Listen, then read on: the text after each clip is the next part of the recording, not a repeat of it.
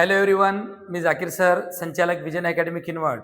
विद्यार्थी मित्रांनो, आजच्या या व्हिडिओमध्ये आपण दारूबंदी पोलीस भरती येथील इंग्रजी विषयाच्या महत्त्वाच्या प्रश्नांवर आपण अभ्यास करणार आहोत, चर्चा करणार आहोत. तुम्हालाही माहीत आहे, येत्या काळामध्ये राज्य उत्पादन शुल्कची भरती होणार आहे आणि या भरतीच्या अंतर्गत जी 5 पदे आहेत त्या 5ही पदांकरिता इंग्रजी विषय खूप महत्त्वाचा आहे. या विषयावर आधारित दारूबंदी पोलीसला 30 प्रश्न असतात. तर आजच्या या व्हिडिओमध्ये आपण इंग्रजीच्या महत्त्वाच्या प्रश्नांचा आपण अभ्यास करूयात. तर सुरुवात करूयात पहिल्या प्रश्नाला. पहा, पहिला प्रश्न काय म्हणतो इथं.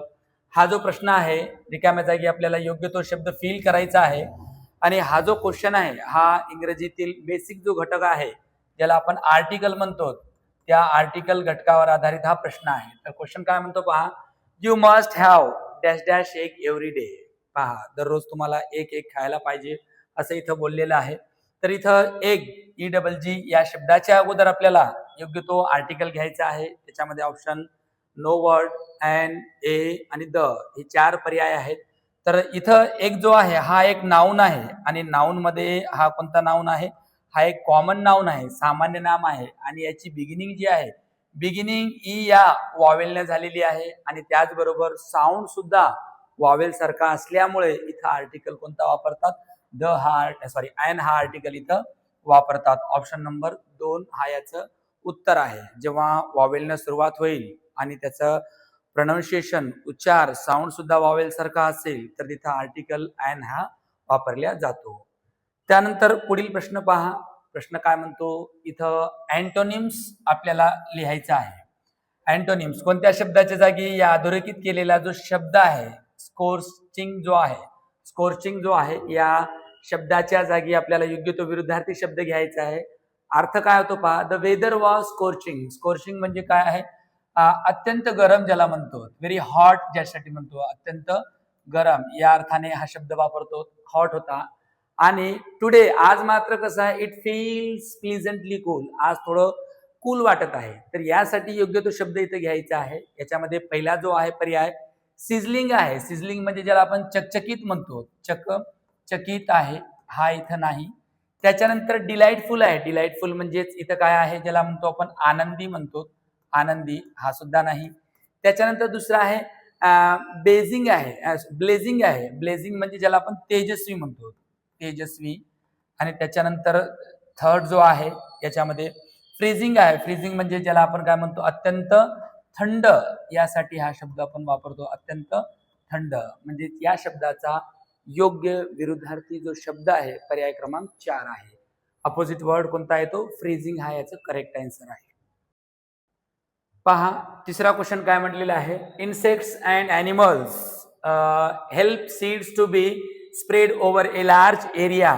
इथं पहा, spread over a large area या शब्दसमूहाकरिता एक शब्द आपल्याला निवडायचा आहे आणि याचा अर्थ काय होतो, विखुरले जाणे. काय होतो, विखुरले जाणे.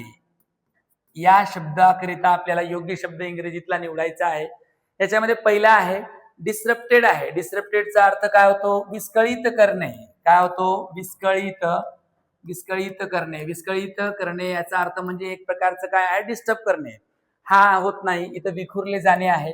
दुसरं आहे डिस्पर्स आहे. डिस्पर्सचा अर्थ इथं काय होतो, ज्याला म्हणतो आपण विखुरले जाणे. याला पर्यायी शब्द हाच आहे. त्याच्यानंतर तिसरा जो आहे डिस्पेन्स आहे आणि त्याच्यानंतर डिसबर्स आहे. हे सुद्धा याचे इरिलेटेड मिनिंग असलेले वर्ड्स आहेत. ज्याला म्हणतो आपण डिसबर्स म्हणजे ज्याला काय म्हणतो आपण मराठीमध्ये, एक प्रकारचे पैसे देणे आहे आणि डिस्पेन्सचा अर्थ होतो वाटप करणे. या अर्थाने आपण शब्द वापरतो. म्हणजेच spread over a large area याकरिता वापरला जाणारा प्रॉपर शब्द कोणता आहे, डिस्पर्स आहे. Option number 2 is correct. त्यानंतर पुढील प्रश्न पहा, काय म्हटलेलं आहे इथं, अधोरेखित केलेला जो भाग आहे या शब्दसमूहाकरिता योग्य तो शब्द आपल्याला निवडायचा आहे. The Hunter used a kind of cloth that is made of very fine threads woven together so that there are small equal spaces between them to catch the monkeys. इथं बघा, हंटर विषयी बोललेलं आहे. हंटर या मंकीजना पकडण्याकरिता कशाच्या, एका क्लोथचा वापर करून एक जाळे बनवतो. या जाळ्याकरिता योग्य शब्द वापरायचा आहे. बास्केट म्हणजे टोपली नाही. नेट, नेट म्हणजे जाळे आहे. आणि सॅक्स ज्याला म्हणतो गोणी म्हणतो, बॅग म्हणजे पिशवी म्हणतो, हा नाही. याच्यामध्ये नेट आहे. नेट म्हणजे एक प्रकारचे जाळे ज्याच्यामध्ये मंकी असेल किंवा इतर प्राणी पक्षी पकडण्यासाठी बनवल्या जाते. पर्याय क्रमांक 2 याचं उत्तर आहे. या शब्दसमूहाकरिता एक शब्द वापरलेला ऑप्शन नंबर 2 आहे. त्यानंतर पुढील प्रश्न पहा. इथं काय म्हटलेलं आहे, इथं आपल्याला पॅराजंबलचे क्वेश्चन्स आहेत. या सेंटेन्सचा योग्य तो आपल्याला क्रम लावायचा आहे.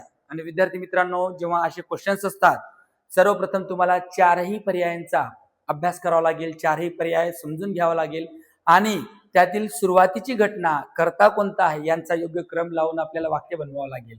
पहा, an 80 years old was being driven to an old age home. याच्यामध्ये जो पहिला सेंटेन्स आहे हाच आहे जो 1 नंबरला येतो, ए वाला. याच्यामध्ये काय होतो, दिलेला जो सेंटेन्स आहे, 80 वर्षाचा एक वृद्ध व्यक्ती असतो ज्याला आपल्याला ओल्ड एज म्हणजे वृद्धाश्रमामध्ये नेतात, हा पहिला आहे. त्याच्यानंतर पहा सेकंडला कोणतं येईल याच्यामध्ये, हा सी चा सेकंडला येईल का, याच्यानंतरची ऍक्शन आहे ही आहे सी वाली.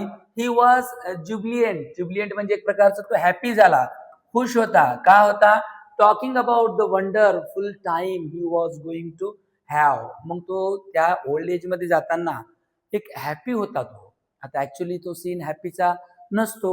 मग त्याच्यानंतर डी जो आहे हा थर्ड नंबरला येतो का, तर Wien ask how he could be so happy when he had not even seen the place. Actually त्याला विचारलं गेलं की बाबा तू तर तो प्लेस कधी पाहिला नाही, तिथली कंडिशन तुला माहित नाही, एवढी खुशी कशाची.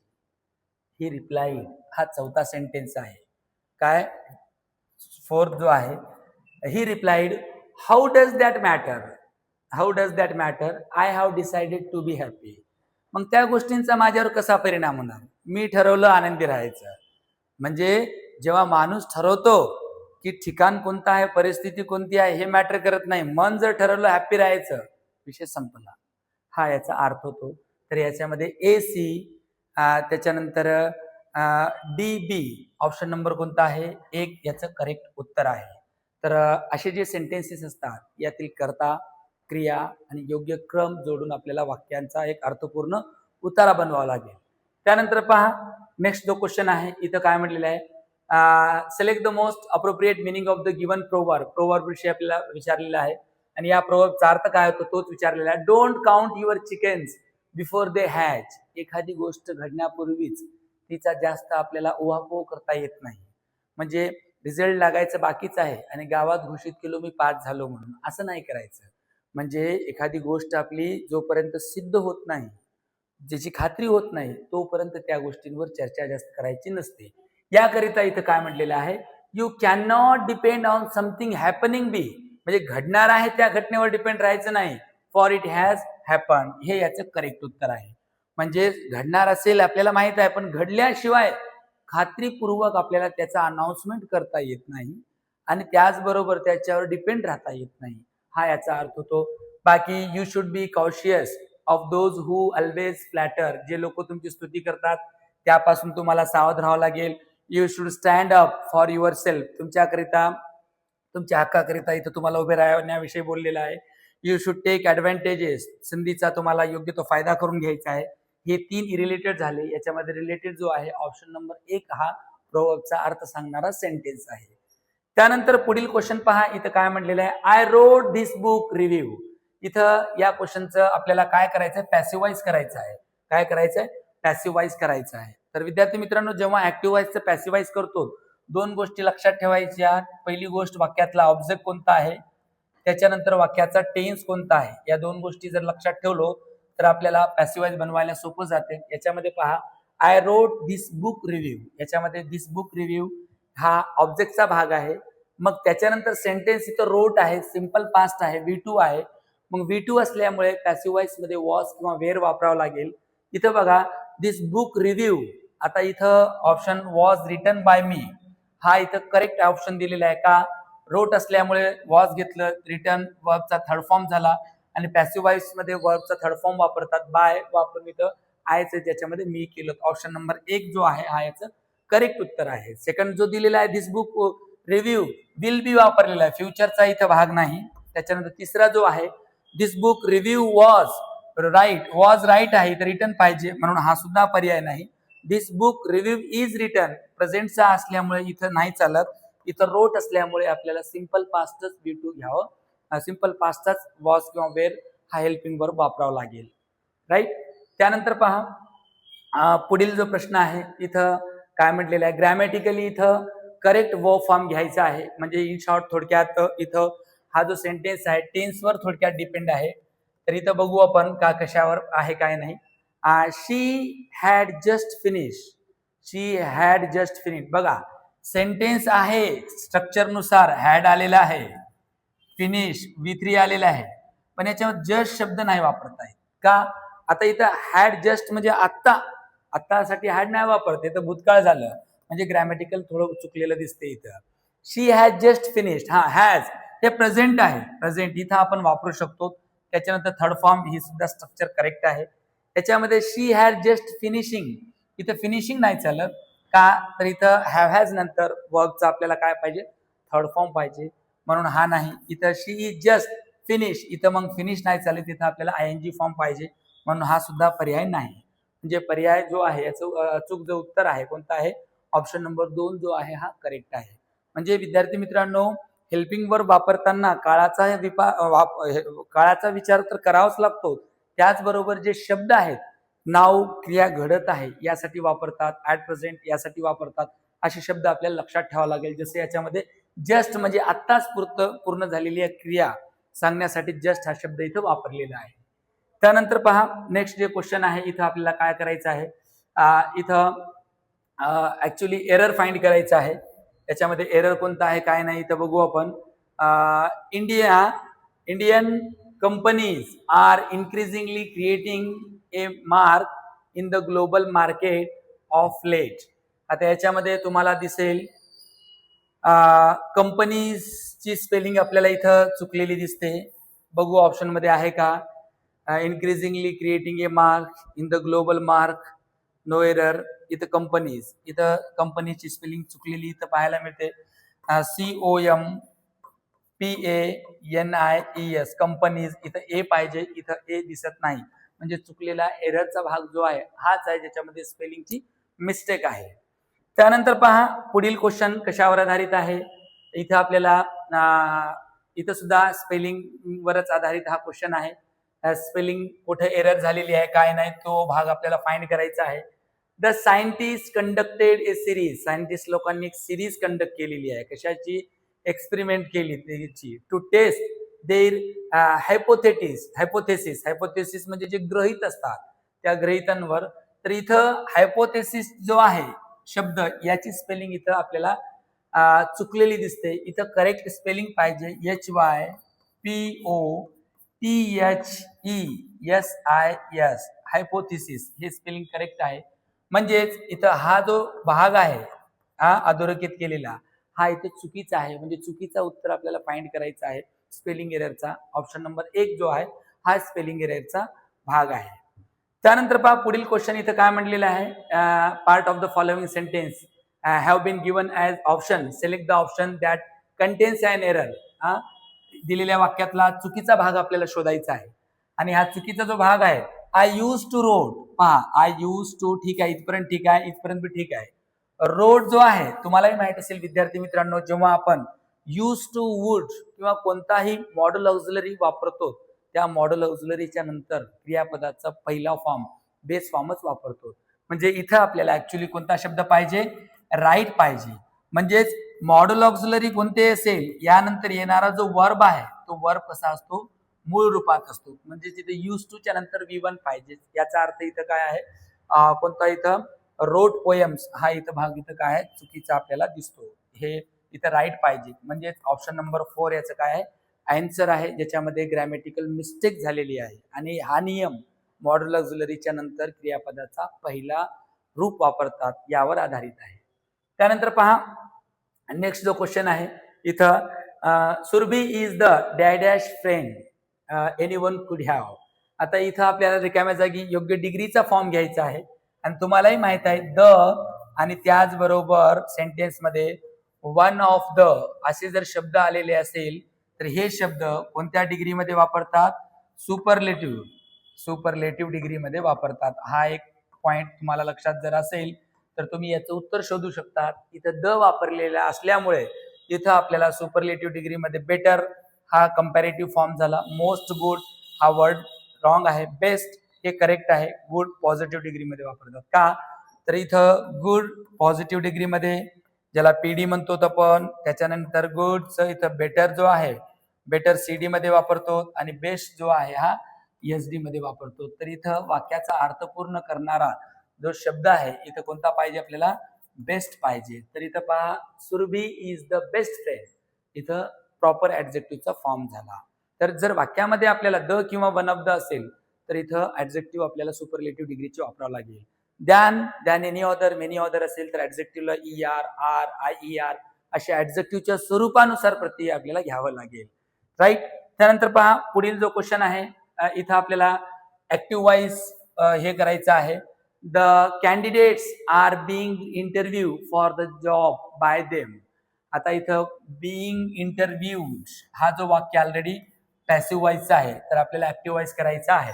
आणि इथं ऍक्टिव्हाइज करताना विद्यार्थी मित्रांनो दे जो आहे या देचं इकडे आपण एव्ही करतो तेव्हा देमचं इकडे दे मध्ये कन्वर्ट होईल. प्रत्येक वाक्याची सुरुवात पहा, इथं दे हा तर नाहीच, हाही नाही, दोन उरलेत आता इथं दे आणि दे.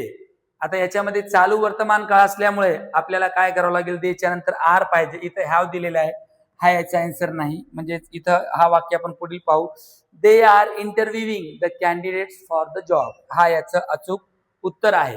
कारण कसं आहे, जेव्हा टेन्स कंटिन्यू असतो, कोणतं कंटिन्यू टेन्स असतो, कंटिन्यू टेन्स मध्ये तुम्हालाही माहित असेल याच्यामध्ये am is are plus being हे पीव्ही मध्ये वापरतो आपण. कशामध्ये वापरतो? पीव्ही मध्ये. तर एव्ही मध्ये मात्र काय करतो तर आपण बिईंग हा शब्द इथं वापरत नाही. जसं इथं आपण बिईंग हा शब्द इथं वापरलेला आहे. आणि इंटरव्ह्यू हा पॅसिव्ह व्हॉइस मध्ये वर्बचा थर्ड फॉर्म वापरलेला आहे. म्हणजे जेव्हा याला आपण ऍक्टिव्ह व्हॉइस मध्ये कन्वर्ट करतो तर याची स्ट्रक्चर अशी पाहिजे, कशी? याच्यामध्ये आय एम कशी पाहिजे याच्यामध्ये? एक तर आपल्याला इथं आय एम पाहिजे, त्याच्यानंतर इज किंवा याच्यामध्ये आर. त्याचबरोबर वर्बला इथं चालू असल्यामुळे आयएनजी फॉर्म असायला पाहिजे. इथं आयएनजी फॉर्म आहे आणि इथं आय एम इज आर एक प्लुरल हेल्पिंग वर्ब इथं वापरलेला आहे, कारण वाक्याची सुरुवात देणे झाल्यामुळे. ओके, तर हा याचा करेक्ट ऍक्टिव्ह व्हॉइस झाला. त्यानंतर नेक्स्ट क्वेश्चन पहा, इथं select the most appropriate option to fill in the blanks. रिकाम्या जागी योग्य शब्द आपल्याला फिल करायचा आहे. हा सुद्धा डिग्रीच्या यावर आधारित प्रश्न आहे. The dash dash person in the room is the one wearing the yellow shirt. इथं तुम्हालाही माहित आहे. तर इथं द आला तर इथं आपण घेऊ शकतो काय आहे द म्हणल्यानंतर, आता थोड्या वेळापूर्वी बोललो आपण द टॉलेस्ट पर्सन. द आलं तर याच्यामध्ये ऍडजेक्टिव्हला EST पाहिजेच. द टॉलेस्ट पर्सन हा याचं करेक्ट आन्सर आहे. का तर थोड्या वेळापूर्वी मी बोललो जर वाक्यामध्ये द किंवा वन ऑफ द असेल ऍडजेक्टिव्हला ऍडव्हर्बला त्याच्यामध्ये EST, ST, IEST प्रत्यय आपल्याला जोडावं लागेल. त्यानंतर पहा पुढील जो क्वेश्चन आहे काय म्हटलेले आहे, select the correctly spelled word. इथं सुद्धा स्पेलिंगवर आधारित प्रश्न विचारण्यात आलेला आहे. To convince my brother to do regular exercise is dash a task. Regular exercise is a dash task. आता इथं शब्द हरक्युलियन आणि इथं ऑप्शन नंबर 3 मध्ये तेच आहे, 4 मध्ये तेच आहे. तर याच्यामध्ये हरक्युलियन साठी अचूक जे स्पेलिंग आहे कोणती आहे? ही नाही, ही सुद्धा नाही, हा सुद्धा नाही. ऑप्शन नंबर 4 करेक्ट आहे. HERCULEN ज्याला म्हणतो कष्टाचे काम करणाऱ्यांना हरक्युलियन म्हणतो आपण. तर इथं अचूक स्पेलिंग असलेला शब्द पर्याय क्रमांक 4 आहे. ओके, त्यानंतर पुढील प्रश्न पहा काय म्हटलेले आहे. इथं आपल्याला सिनोनिम्स फाइंड करायचा आहे. कोणता सिनोनिम्स आहे? ज्याला म्हणतो आपण इलिक्वेंट आहे.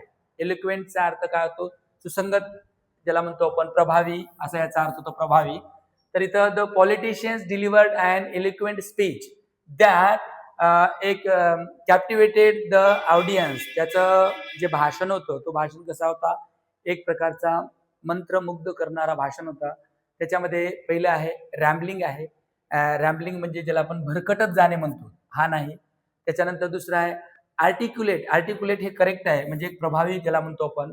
दुसरं आहे स्टटरिंग आहे. कोणतं स्टटरिंग आहे? स्टटरिंगचा अर्थ ज्याला म्हणतो आपण एक प्रकारचं काय आहे, मध्ये स्तोत्र बोलणे किंवा एक प्रकारचं इरिलेटेड बोलणे. आणि त्याच्यानंतर दुसरं आहे फोर्थ ऑप्शन इनकोहेरेंट आहे, याचा अर्थ विसंगत म्हणतो, हा सुद्धा नाही. प्रभावीसाठी जो शब्द आहे ऑप्शन नंबर 2 आर्टिक्युलेट हा याचं करेक्ट उत्तर आहे. राईट. त्यानंतर पहा पुढील जो क्वेश्चन आहे याच्यामध्ये प्रॉपर आपल्याला सिक्वेन्स लावायचा आहे, म्हणजे पॅराजंबलवर आधारित हा क्वेश्चन आहे. आणि हा सुद्धा जो क्वेश्चन आहे हे 4 सेंटेन्स आपल्याला काळजीपूर्वक वाचावे लागतील. आणि वाक्याची सुरुवात कुठून होईल तर या डी वाल्या सेंटेन्स पासून होईल. याच्यामध्ये नंबर 1 ला येईल डी वाला सेंटेन्स. का तर once a king saw an old man planting an apple tree. एकदा राजाने एका वृद्ध माणसाला ऍपल ट्री लावताना पाहिलं. ओके, हा D1 झालं. त्याच्यानंतर सेकंड जी कन्सेप्ट आहे, आता 4ही पर्यायामध्ये सुरुवातीला डी आलेला आहे. त्याच्यानंतर पहा हा सी वाला याच्या नंतरच्या घटनेचा आहे 2 ला. सी ही आस्क, ही म्हणजे किंग त्याला विचारला the old man, why are you planting a fruit tree when you can not hope to see it better fruit. आता तू हे प्लांट का लावत आहेस? का कारण याला फ्रूट येईपर्यंत बराच वेळ लागतो आणि तू तिथपर्यंत राहील न राहील माहिती नाही. फळाचा कालावधी खूप लेंदी आहे, मग तू हा का लावत आहे असं म्हटल्यानंतर याच्यानंतरची घटना आपल्याला ही पाहायला मिळेल 3 नंबरला, ज्याला आपण ए इथं लिहू. तर द ओल्ड मॅन रिप्लाइड, तो वृद्ध व्यक्ती राजाला उत्तर देतो, दॅट परहॅप्स काय god willing the might live long enough to taste the fruit of the tree. आता कदाचित समजा जर देवानं मला दिलं तर कदाचित मी ते खाईन, फ्रूट पण नसेल तर त्याच्यानंतर शेवटी 4 नंबरला काय म्हणतो हा पहा, फोर्थला हा सेंटेन्स येतो ज्याला बी म्हणतो आपण. In case he himself died, समजा मेला, हिज चिल्ड्रन, त्याचे लेकरं असेल किंवा ग्रँड चिल्ड्रन असेल, would surely it the fruit, ते तर खातील. म्हणजे मी जरी नाही खाल्लो तर म्हातारा, तर त्याचे चिल्ड्रन असेल, ग्रँड चिल्ड्रन असेल, हे खातील. तर थोडक्यात हा जो उतारा आहे राजा आणि त्या ओल्ड मॅन मध्ये झालेला कन्व्हर्सेशन आहे. ओके, म्हणजे याचं जे उत्तर आहे DCAB ऑप्शन नंबर 4 याचं करेक्ट आन्सर आहे. त्यानंतर पहा पुढील क्वेश्चन काय म्हटलेलं आहे इथं, select the most appropriate option that can substitute the underline words in the given sentence. आता इथं पहा आपल्याला हॅड फिनिश या शब्दाच्या जागी योग्य तो हेल्पिंग वर्ब आणि त्याचबरोबर मेन वर्ब निवडायचा आहे. आणि हे मॅटर करते वाक्याचा अर्थ. She had finish her studies and pursue a career in medicine. आता तिचा अभ्यास पूर्ण झाल्यानंतर तिनं कोणत्या सेक्टरकडे जाणार आहे, कोणत्या करिअरकडे जाणार आहे, मेडिसिन करिअरकडे. आता याच्यामध्ये अर्थानुसार आपल्याला योग्य तो शब्द कोणता घ्यावा लागेल, विल फिनिश आहे, कारण ही घटना भविष्याची आहे. मग ह्या घटना झाल्यानंतर मग काय आहे, समोर तिनं मग समोरचं सेक्टर काय, करिअर कोणतं मेडिसिन मध्ये करणार आहे. फिनिशेस नाही, फिनिश नाही आणि हॅज फिनिश सुद्धा नाही. अर्थानुसार आपल्याला योग्य तो हेल्पिंग वर्ब आणि त्याचबरोबर मेन वर्ब घ्यावा लागेल. पर्याय नंबर 1 याचं उत्तर आहे. त्यानंतर नेक्स्ट पहा इथं, select the most appropriate antonyms. Antonyms विचारलेला आहे, ज्याला आपण विरुद्धार्थी शब्द म्हणतो. इथं विरुद्धार्थी शब्द कोणता आहे पहा, अब्स्कॉन्ड आहे. अब्स्कॉन्डचा अर्थ एक प्रकारचं काय आहे, ज्याला म्हणतो आपण पळून जाणे, ज्याला म्हणतो आपण काय आहे, पळून जाणे, यासाठी वापरला जाणारा शब्द आहे. स्केप म्हणजे सुटका करणे. त्याच्यानंतर स्टे आहे, स्टे म्हणजे थांबणे, हा याचा अँटोनिम्स करेक्ट आहे. फ्ली आणि डिसॅपियर हे दोन्ही शब्द काय, गायब होणे, पळण्याचे संबंधित आहेत. म्हणून याचं जे उत्तर आहे, उत्तर कोणतं आहे, ऑप्शन नंबर 2 याचं अचूक उत्तर आहे. ओके, त्यानंतर पहा पुढील प्रश्न नेक्स्ट 25वा काय म्हटलेला आहे इथं, आपल्याला रिकाम्या जागी योग्य तो शब्द फिल करायचा आहे. योग्य तो योग्य तो प्रोनाउन आपल्याला घ्यायचा आहे. Dash like people who take responsibility for dash mistakes. आता इथं काय होईल, प्रॉपर जर आपण शब्द घेतलो तर पहिला जर आय वापरून बघू, आय लाईक द पीपल, मला ते लोक आवडतात, हु टेक रिस्पॉन्सिबिलिटी, जी जबाबदारी स्वीकारतात, आणि त्याचबरोबर फॉर देअर मिस्टेक, त्यांची, इथं करेक्ट आहे. म्हणजे ऑप्शन नंबर 1 जो आहे हा इथं करेक्ट आहे. मग इथं माइन जर घेतलं, अर्थ लागत नाही, माइन मिस्टेक म्हणता येत नाही, माय मिस्टेक पण म्हणता येत नाही, कारण ते लोक, कारण कोणत्या लोकांविषयी म्हणत आहे, देईर म्हणजे जे स्वीकारतात. ऑप्शन नंबर 1 इथं करेक्ट आहे. बाकीचे जे आहेत याच्यामध्ये शब्द मॅच होत नाही. सर्वनामावर आधारित हा प्रश्न आहे. त्यानंतर पहा नेक्स्ट जो क्वेश्चन आहे इथं, I saw her talking to. इथं सुद्धा आपल्याला योग्य तो प्रोनाउन घ्यायचा आहे. I saw her talking to. दे तर म्हणता येत नाही, पॉझिटिव्हचा भाग झाला, देम म्हणावं लागेल इथं. I saw her talking to them, त्यांना, यासाठी इथं वापरलेलं आहे. बाकी हे जे आहेत प्रोनाउन्स आहेत आणि हे मात्र एक पॉझिटिव्ह दर्शवणारा एक प्रोनाउन आहे, ज्याला ऑप्शन नंबर 3 मध्ये देम वापरलेलं आहे. त्यानंतर पहा नेक्स्ट जो क्वेश्चन आहे याच्यामध्ये, she use a knife to dash the skin of the apple. आता इथं पेर आहे, पेर म्हणजे जोडी, हा पेर आहे, पेर म्हणजे कापणे, हा इथं करेक्ट आहे. सगळ्यांचा उच्चार सारखाच वाटतो आपल्याला, पण योग्य तो शब्द घ्यायचा आहे. आणि त्याच्यानंतर इथं पहा, पियर म्हणजे एक प्रकारचं वृक्ष होते आणि पियर म्हणजे सरदार सुद्धा होते, पेर. तर इथं ऑप्शन नंबर 2 जो आहे इथं याचं करेक्ट उत्तर आहे. कापणे यासाठी इथं आपण वापरू शकतो PARE. ओके. त्यानंतर पहा नेक्स्ट जो क्वेश्चन आहे इथं, अप्रोप्रिएट सिनॉनिम्स वर आधारित हा प्रश्न आहे. समानार्थी शब्द, आणि समानार्थी शब्द कशाच्या विरुद्ध कशाविषयी आहे? डर्टी आहे. डर्टी म्हणजे घाणेरडे ज्याला म्हणतो आपण. कलरफुल रंगीबेरंगी हा नाही. सॉइल्ड आहे. सॉइल्ड म्हणजेच एक प्रकारचं काय आहे, यासाठी प्रॉपर सिनॉनिम्स हा वापरू शकतो. क्लीन, स्वच्छ, ब्राईट, तेजस्वी हा येत नाही. म्हणजे डर्टी या शब्दाचा जो प्रॉपर विरुद्धार्थी जो शब्द आहे सॉइल हा करेक्ट आहे दिलेल्या पर्यायानुसार, सॉरी सिनॉनिम्स आहे. त्यानंतर नेक्स्ट जो पहा काय म्हटलेला आहे, fill in the blanks with them the most appropriate option. रिकाम्या जागी योग्य तो शब्द आपल्याला फिल करायचा आहे. इथं day before yesterday was my brothers engagement. परवा, द डे बिफोर येस्टरडे म्हणजे परवा, यासाठी आपल्याला इथं वापरावं लागेल, द वापरावं लागेल. द डे बिफोर येस्टरडे म्हणजे ऑप्शन नंबर 2 जो आहे हा याचं काय करेक्ट आहे, करेक्ट आन्सर आहे. अर्थानुसार इथं द हा आपल्याला आर्टिकल इथं वापरावं लागेल. परवा या शब्दाकरिता वापरलेला आहे. त्यानंतर पहा शेवटचा प्रश्न आहे विद्यार्थी मित्रांनो, काय म्हटलेला आहे, इडियमचा अर्थ घ्यायचा आहे. बॅक टू स्क्वेअर वन्स, ज्याला म्हणतो आपण काय, शून्यापासून सुरुवात करणे. कशापासून? शून्यातून. शून्यापासून सुरुवात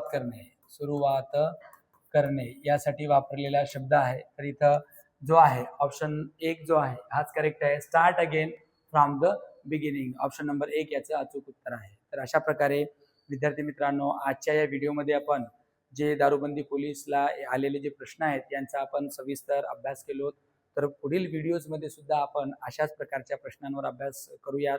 अपेक्षा करतो की तुम्ही जर तयारी करत असाल तर तुम्हाला हे प्रश्न नक्कीच उपयोगी ठरतील. आणि जे विद्यार्थी विजन अकॅडमी किनवट या यूट्यूब चॅनलला जर सबस्क्राईब केलेले नसतील तर तुम्ही सबस्क्राईब करा आणि तुमच्या मित्रांना, जे विद्यार्थी या उत्पादन शुल्क भरतीची तयारी करत आहेत त्यांना पण व्हिडिओ शेअर करा.